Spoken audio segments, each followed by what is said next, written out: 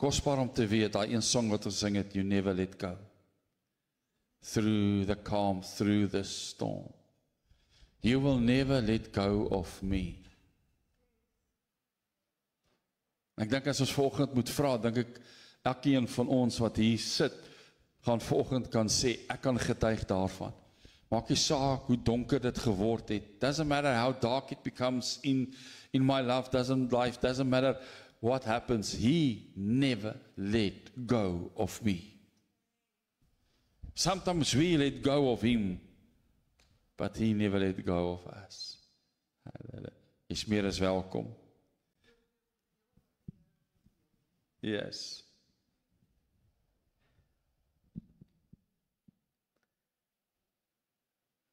Ek het experience dat die Here sê, leave your mind behind and come home. Because I want you to come home. Ek sien hoe mense beweeg, al hoe dieper en dieper. Los die dinge van die verlede en beweeg dieper in my. Ek wil julle moet huis toe kom. En huis toe kom is om in sy mind te begin lewe. En alles wie hy is te experience. En dit wat ons op die oomblik in ons eie mind experience is deel van dit wat ons moet agterlaat, sodat ons in die volheid van hom kan begin beweeg. Come home. There's more. Go deeper. There's more. You are stuck in your own minds. Halleluja. Dankie Jesus vir daai woord. Come home. See, one of the biggest problems, I believe, why people are stuck in their mind, it is because that they haven't allowed the Holy Spirit fire yet to cleanse their mind. So let me ask the question quickly. Let me just ask. Please try to answer it if you can. When the Holy Spirit, the fire of the Holy Spirit comes on you, where does it come on you? In your heart. So if you think about what the Bible says, on the day of Pentecost, tongues of fire, but what was ignited? All right. So I'm glad that you're not 100% sure, because let me tell you and help you to be sure. So this morning I want to talk to you about the Holy Spirit fire, but we need to understand it's a fire that moves and not a fire that sits still.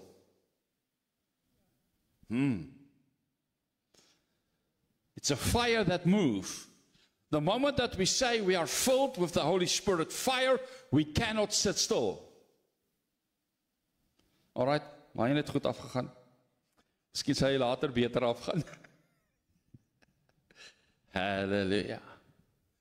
So I don't have slides this morning. So I'm just going to run with what God wants us to do. So there's two verses that I want you to, two places that you want you to read. And I'm going to literally talk about the whole book of Acts. All right? I'm going to cover the whole book of Acts almost in this one message. So are you ready for a long period of time? First verse, well-known Acts 1 verse 8. Acts 1 verse 8. I'm going to read out of the Amplified Classic Bible, where it says, but you shall receive a nice experience when the Holy Spirit has come upon you. Is that what the Bible tells us? No. It never talks about an experience. You shall receive power, which means ability, efficiency, and might, when the Holy Spirit has come upon you, and you shall be my witnesses in Jerusalem and all Judea and Samaria and to the ends of the earth. And then I want you to go to Acts chapter 2 And we're going to read verse 1 to 4. Acts chapter 2, verse 1 to 4. And it starts off and say, and when the day of Pentecost had fully come, they were all assembled together in one place. When suddenly there came a sound from heaven, like the rushing of a violent tempest blast, and it filled the whole house in which they were sitting. You see, they were sitting. The Holy Spirit don't want them to sit. They need to move. And the biggest mistake that we do, we keep on sitting in our pews. Sunday after Sunday after Sunday. And there appeared to them tongues resembling fire, which were separated and distributed, and which settled on each one of them. And they were all filled, diffused throughout their. So what did the Holy Spirit fire fill? My soul. With the Holy Spirit, and began to speak in other different foreign languages, tongues, as the Spirit kept giving them clear and loud expression in each tongue in appropriate words. I just want you to take note of how the Amplified Bible says it, because the Amplified Bible explains certain words that other translation does not explain. And it clearly says here that they were diffused with the Holy Spirit in their soul. Where is your soul?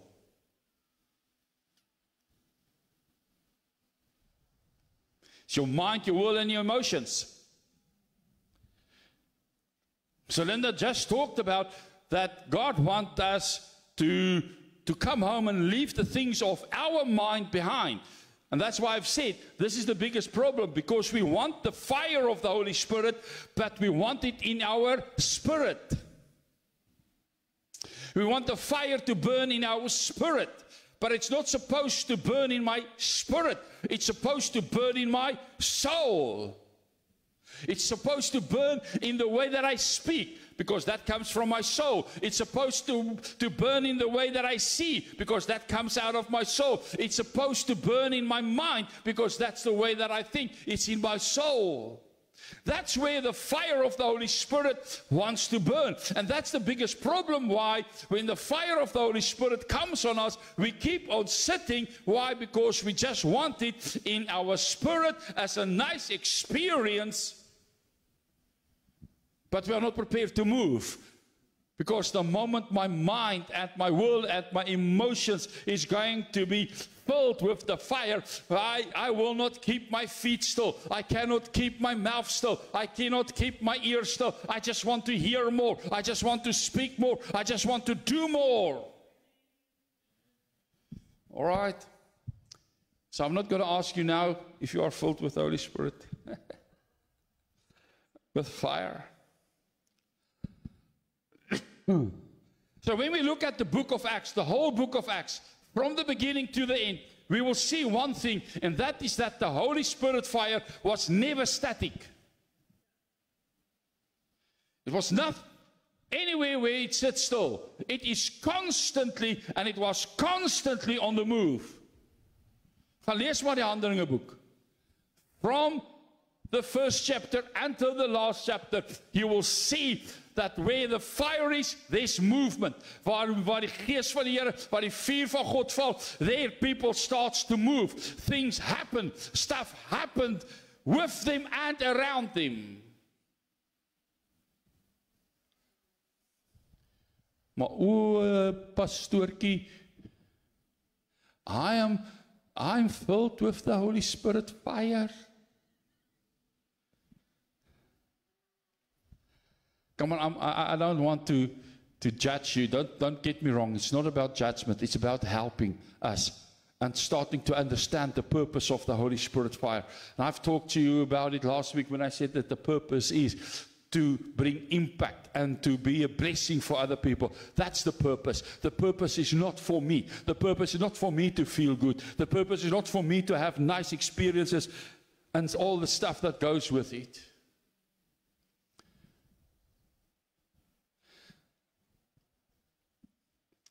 The Holy Spirit is always on the move. That's why a lot of people, when they talk about the book of Acts, they will describe it as a book of history of the church. There's a book that tells the people how the church started and the whole history of the church. And the moment that we have that mindset, we look totally incorrect and read that book incorrectly. We need to understand that the whole book of Acts is actually, I want you to hear, it's a Spirit-inspired pattern of what happens when the fire of God fell on people. You see, it is the same fire that we read in Acts 2 that is supposed to drive the ecclesia of God out of closed rooms into the streets. But 99.99% of the most of ecclesias, they just said, come in and let's stay here and keep warm with the fire of the Holy Spirit, but they never allow the Spirit to move to the streets. And they never go into the streets and get people to be saved and get people to be filled with the Spirit of God. Why? No, it is for us. It is for me. See, it's the same Spirit that is supposed to take us across cultural barriers, and it is this same Spirit, the same fire that is supposed to take the ecclesia out of this closed room, even into the nations. So the pattern is very clear in the book of Acts, where the Spirit, where the fire of the Spirit falls, there is always a visible impact. So I'm asking the question this morning. Since last Sunday when we prayed for most of you for the reignition of the fire in your life, what impact happened? What impact happened? I know some of you were not here last Sunday, but it's fine. Hopefully you've listened it already. What impact has happened? You see, I have made a decision in my life the last few weeks that I really want to start to impact people. I really want to start to get more obedient to the Holy Spirit. And this week, I was in Vredendal, and I was staying there at a specific guest house that I love to stay. And the first morning that I was sitting there eating breakfast, there was this young woman that was part of the guest house. She's working also there and running it. And I could see something is wrong with her, because I've met her quite a few times, and she's actually very friendly type of people, but something was just wrong. And I went, did the training, and the next morning, the last morning that I was there, again, I saw that she's walking differently, difficulty, and when she sits on a chair and she had to stand up, she stands up very difficultly. And then they put the chair in front, and then she started to walk. And when she left the room, I asked her mother-in-law, what's wrong with her? Is she okay? And then apparently she had a slip disc in her back. But as I was talking to the mother-in-law, she came in. And then she told me about the slip disc, and I was sitting there. And I just sensed I need to know what I just sense I know what I need to do. I need to pray for her there in the breakfast stables, or whatever they want to call it. And I tell them, you know that I'm a pastor. They say, yes, we can remember something like that. That's what I felt I need to tell them. And they said, can I pray for you? That lady's face light up. Please pray for me. Please pray for me. See, because I told her I sensed that something is not right. And she was so amazed. She said, I'm going to say how she said, het oom dit gesien? I said, yes, I saw that. I saw that there's either you have in your body something that's very sore, or your heart is very sore. Sy sê, dis sommer al twee, oom, ek is moeg van seer kry. Sommer al twee.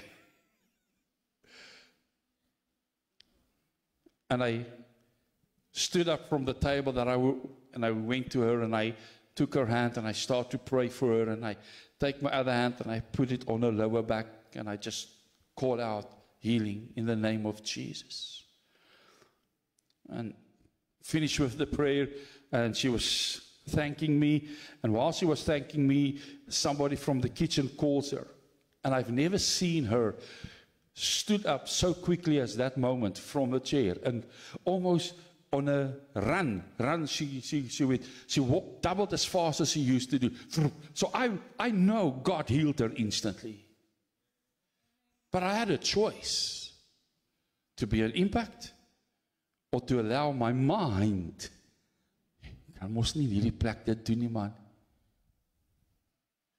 Hierdie is, hulle is gelowige mense, maar they don't know Pentecostal, they don't know charismatic, they don't know those things. You can't do something like, so I had to battle in my mind, but I've allowed the Holy Spirit fire to burn away all of that nonsense that went in my mind, and I just stood up and I prayed, and I believe that God touched her.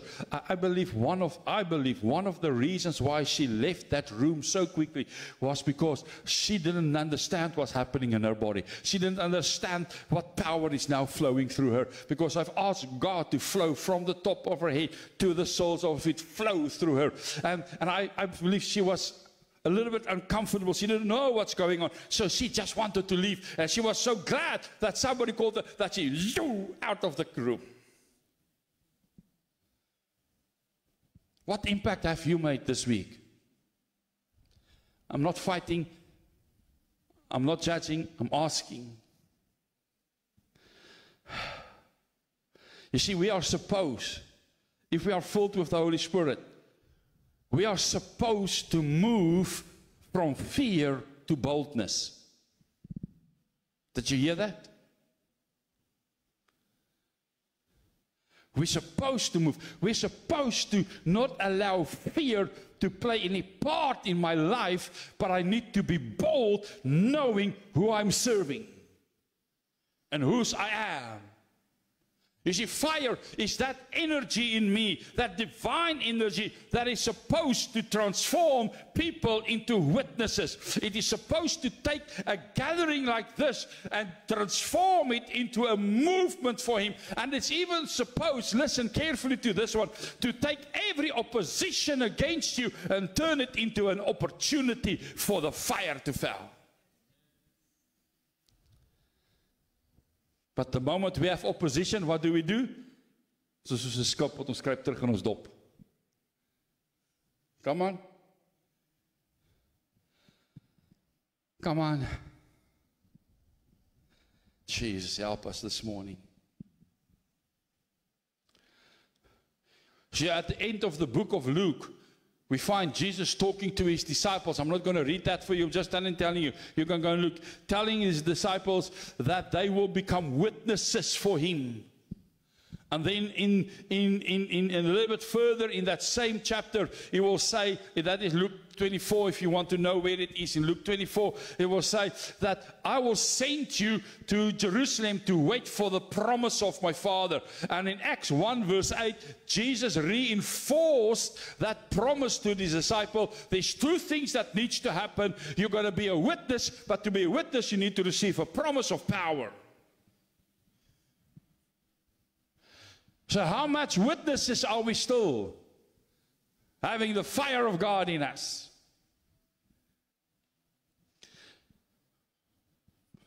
Because that's the promise. That's why we need to understand. If you understand Acts 1 verse 8, that says you will receive power when the Holy Spirit comes up. The power is not given for private experience. The power is only given for one thing, and that is to be a witness of a living God.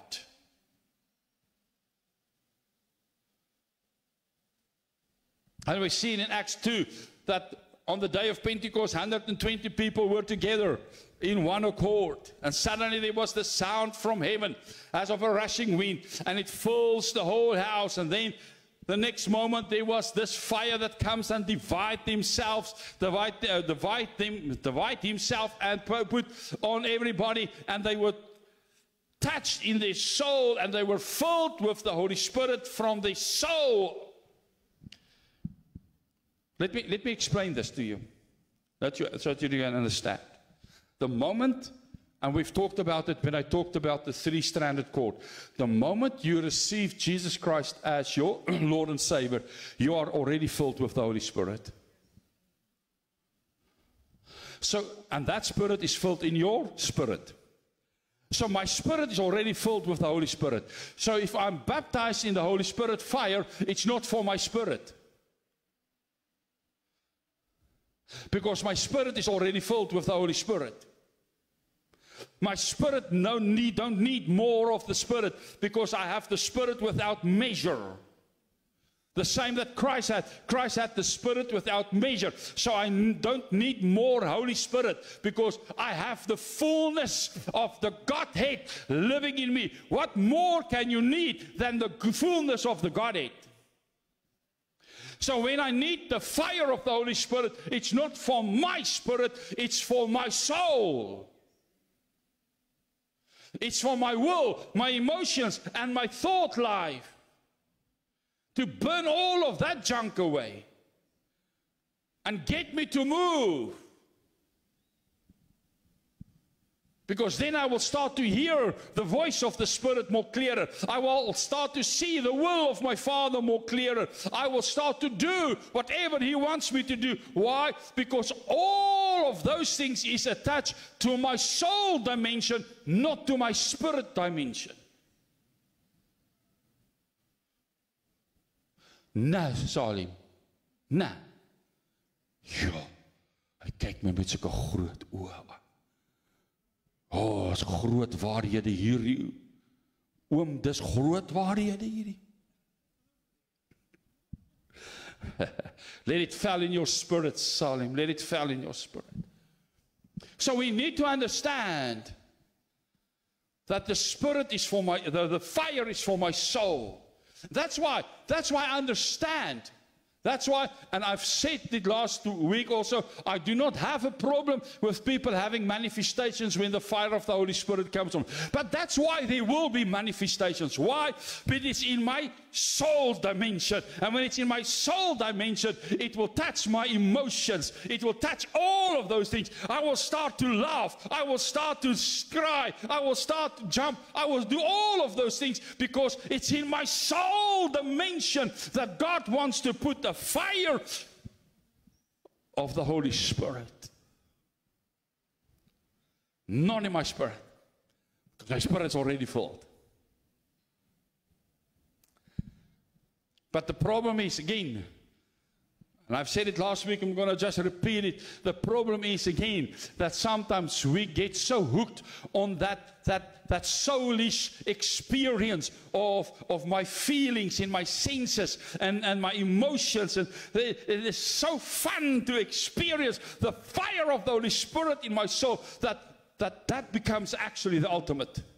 And not the purpose for what it's given. It's given so that my soul dimension can be free to go and witness for Him.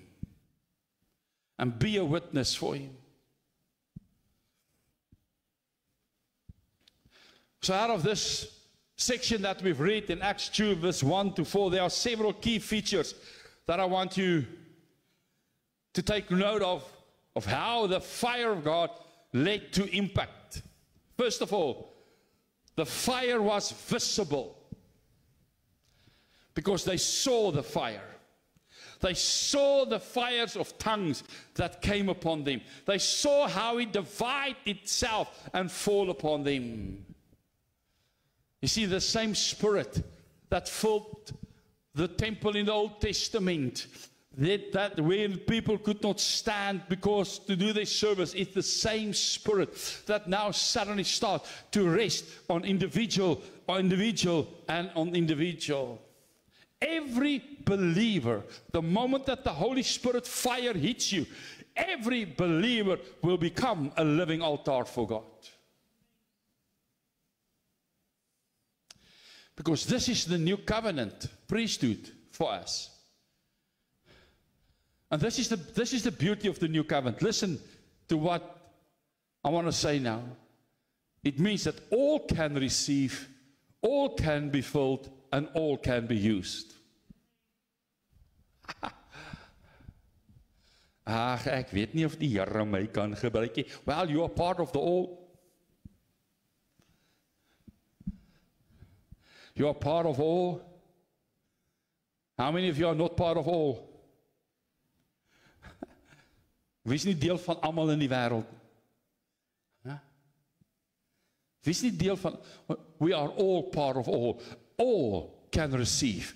All can be filled. All can be used by God for His glory and His honor.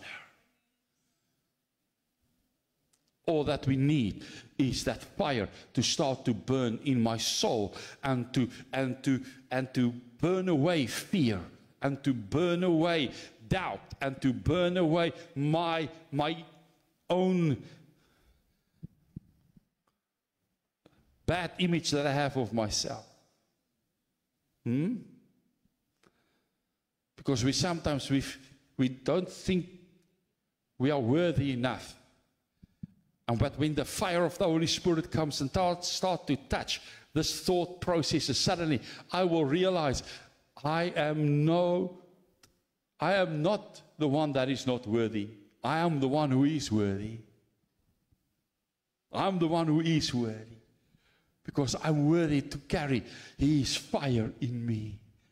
He deemed me worthy enough to have His fire in my soul. And the fire is supposed to burn away all of those guilt and whatever we want to call it in our mind and change our mindset. That's why Paul said we need to be renewed in our mind. How do we get renewed? Man, it's not the plug that you can play. It's not the computer that you can just erase and then input new things. No, you have to allow the Holy Spirit to burn all the nonsense that you've been taught, all the nonsense that you hear away in your mind, so that you can start to have the mind of Christ. Somebody said to someone, you need the Holy Spirit fire in your soul. So the first thing that I want you to hear is the fire is visible. Secondly, the immediate result of the fire was Spirit-inspired speech. Because the Bible will say in Acts 2 verse 4, they began to speak with other tongues as the Spirit gave them to utterance.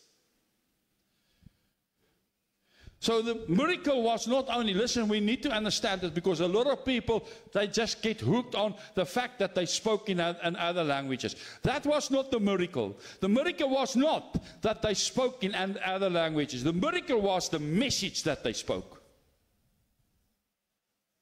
Come on. Because those who listened to them, you can read that in Acts 2 verse 11, those who listen to them will say, we hear them speaking in our tongues of the wonderful works of God. Listen to me carefully. Somebody say, no, you must listen carefully. If you are filled with the Holy Spirit fire, you will not talk about yourself. You will only talk about His goodness and the wondrous things that He has done. You will not be on the foreground. You will not be in the limelight. He will be in the limelight. He will be on the foreground. Because all that you can speak of is the wondrous miracles that God has done. That's why we need to understand. Listen, fire ignites worship and proclamation. I hope you heard that. Fire ignites worship and proclamation. So the first one, it was visible. The second one, spirit language. The third one, the fire propels them into becoming public witnesses. There were some people there that stand there that mock them and that said that they are drunk. But Peter stood up. The same Peter. Come on, you need to hear me. The same Peter that just 40, 50, 60 days ago, how many days, it doesn't matter, I know it's about 50 days, 53, 54 days ago, that said, I don't know him 3 times. I'm not part of him 3 times. I'm not part of his fellowship 3 times. That same Peter suddenly has an unction here in his spirit, and his speech has changed, and suddenly he had this power that is driven him to become a witness, and he stood up before all of that people, and he said that I am not here to talk about myself or these people. I'm just here to talk about Christ and him as the crucified, who has saved me, who has wretched me, who has taken me and cleaned me up and made me new, and he wants to do that for you. And 3,000 people came to the Lord in one day because of one man that became a public witness. One man.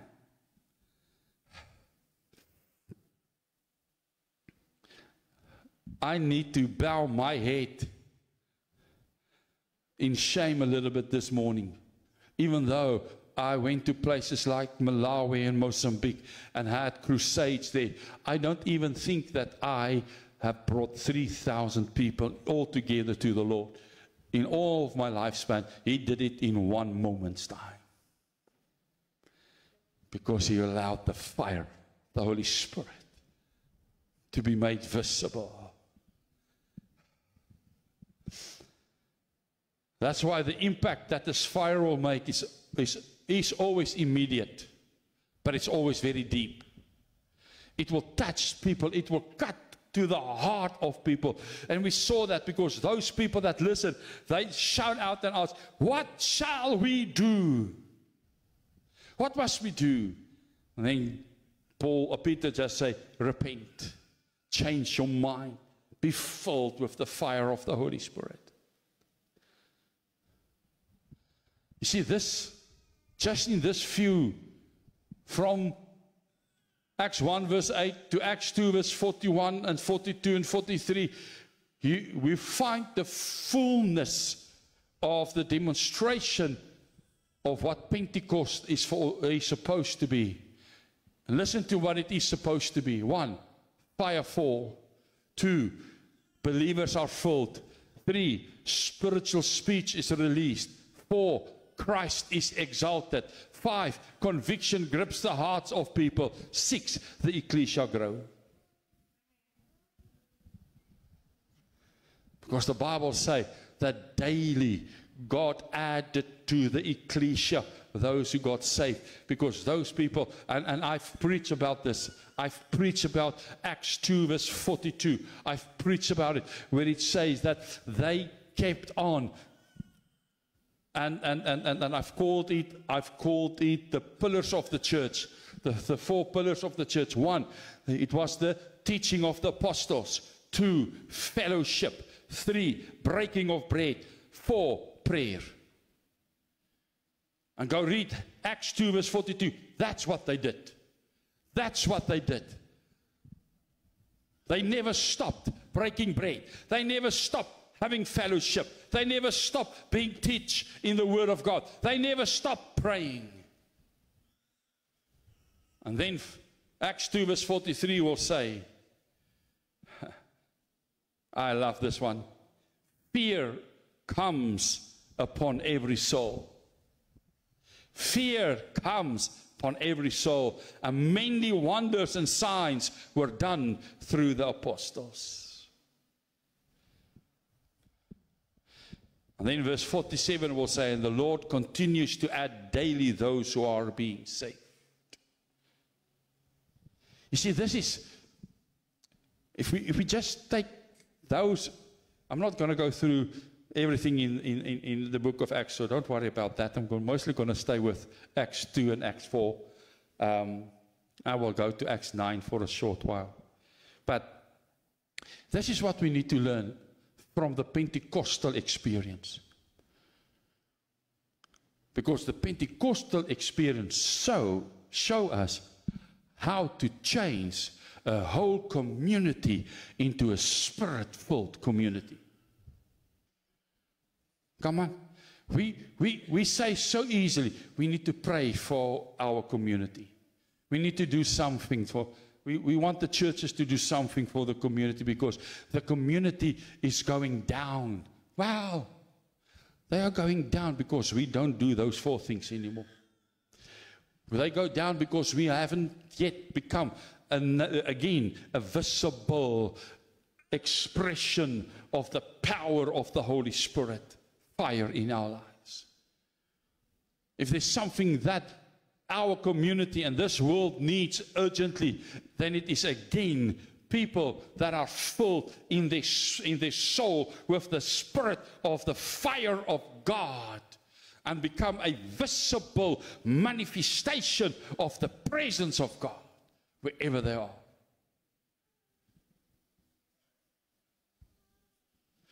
Even though I'm just preaching for myself, I will keep on preaching.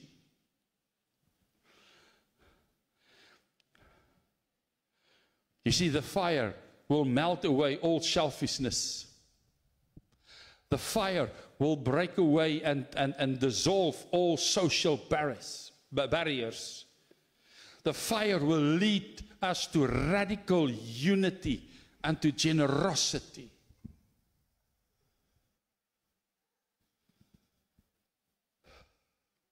And we see that also in Acts chapter 4. In Acts chapter 4, Peter and John and James, they came to a lame man at the entrance of the temple, and they say to him, I don't know, I don't have anything for you, but what I have, I will give to you in the name of Jesus Christ of Nazareth. Rise up and walk.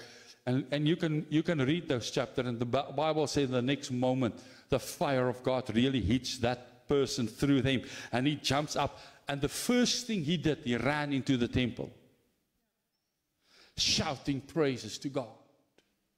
Chains.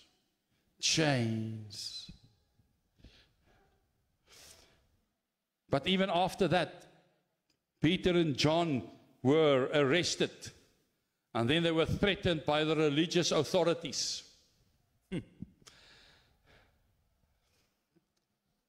But the Bible says, Acts 4 verse 31, I just want to show you that instead of shrinking back, the ecclesia start to pray. And they say, and when they had prayed, the place where they were assembled together was shaken. And they were all filled with the Holy Spirit, and they spoke the word of God with boldness. The impact of the Holy Spirit is internal, but also external.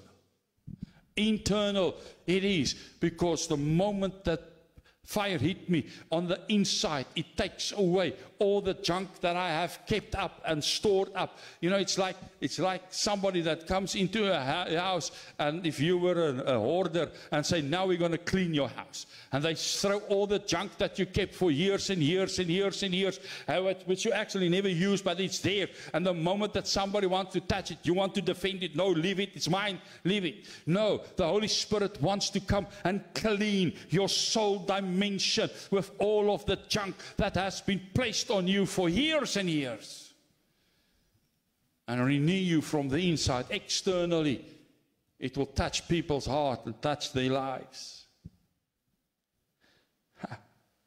And then the one thing that I love is that the fire will even transform an enemy into a witness.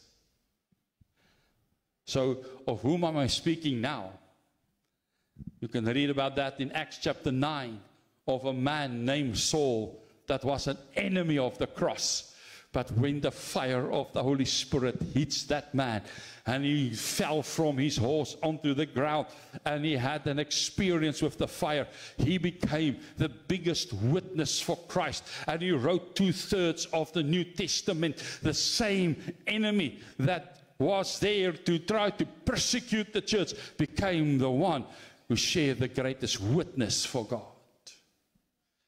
I've said earlier, sometimes your opposition will be changed into an opportunity. Don't look at things as opposition. Look at it as opportunities.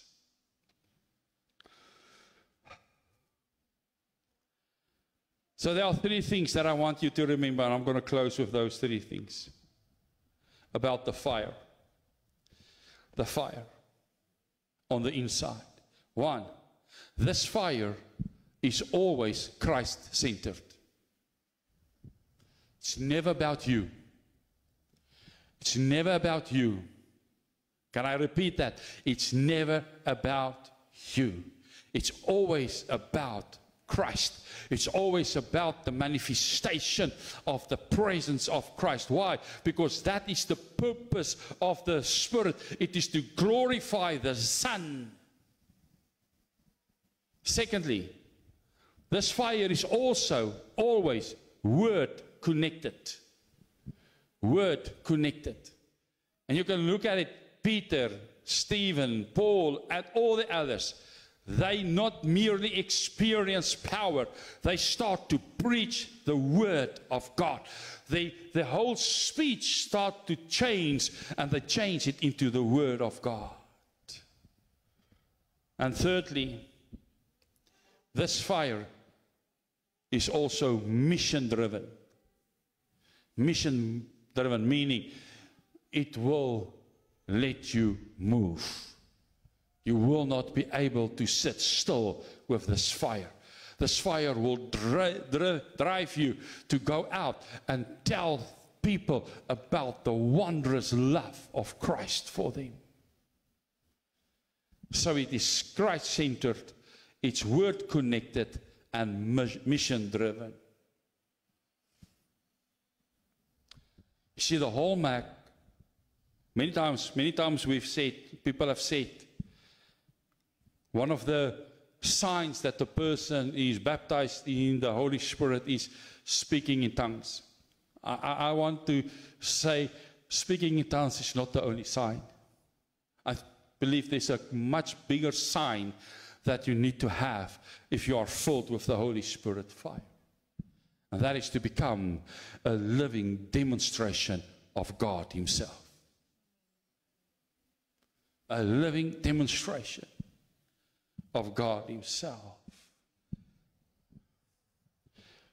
And then, this is, for me then, when that happens, or because of that, the reason why, let me try to refine it correctly, the reason why there will be a manifestation is because if you are filled with the fire, even if you don't talk in tongues, if you don't have all the stuff, you will not be able to sit still.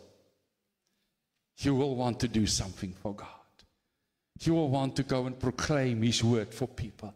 You want to share what God has done to other people. You will not be able to sit still. So I think this morning, maybe we need to say, maybe we need to pray to God and say, Father, let your fire then fall on us again, as it did back then, so that your name be magnified, so that your ecclesia can be built and your kingdom can be advanced. You see, we cannot sit still. If we are saying we are spirit-filled or fire-filled people filled with this Holy Spirit fire, we must say to us, we must say to each other, then you cannot sit still anymore. If that fire is really burning in your life, you will have this unction. There's something on the inside that will drive you to go out into the street, to go out to hospitals, to do whatever God wants you to do. You will just go. So with that in mind, I want to ask again, you don't have to answer. How much of us can really say, yes, I'm filled with the Holy Spirit fire. I think most of us will be able to say yes, but we've allowed it to become very small in our life. It's not that visible to other people so easily. But I know it's there, but it's not visible. It's not visible. You see, there's a reason why we need to be filled with the fire more regularly, because of the fact that it's in my soul. And that's why Paul wrote, and he said, we must not quench the fire of the Holy Spirit. Let me tell you, if the fire of the Holy Spirit was in your spirit, it cannot be quenched. Kan nie uitgeblus raak nie. The high school that I was there, their slogan was, blaas hoog die vlam. We've changed it, blaas dood die vlam. Sometimes that's what we do because of fear that came into our mind, because of our own inferiority that we feel. We start to quench that fire because that fire is in our spirit. And that fire gets quenched because we allow too much other things in our soul dimension. We allow too many things in our soul dimension that will start to quench that fire and quench that fire and quench that fire. Yes, we still have it, but it's not visible because we don't allow it to burn us clean from the inside out, to change our soul dimension into His dimension.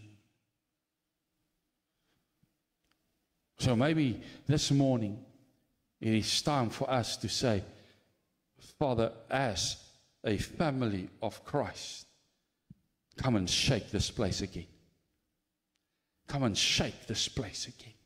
And let your fire fall again on every one of us, although we already have it, but let it fall again so that it can start to burn brighter and bigger and bigger and bigger than ever before, so that I don't have all of these stupid, simple thoughts anymore, but that only thought that I have is your thought, that the things that I hear is only the things that you whisper in my ear, the things that I see, only the things that you want me to see, because my emotions, my senses, my will, my everything is devoured by the fire of the Holy Spirit. Come, Lord, let your fire fall in me. I've asked them to prepare a song for me. I first heard the song when David played it here, and where it said, here comes the glory of the Lord. Here comes the glory of the Lord. You see, we need to get that glory. How do we get that glory? We get that glory by allowing the fire of the Holy Spirit to start to flow and to burn on the inside, taking control of my emotions, taking control of my senses, taking control of my will, taking control of my mind. Holy Spirit, burn within me. Burn with me. Let's stand before God. If you can play it. I'm going to greet the people from Facebook land. May you start to start to burn brightly for God. May this message be deep in your heart. Until next time, God bless you. Shalom.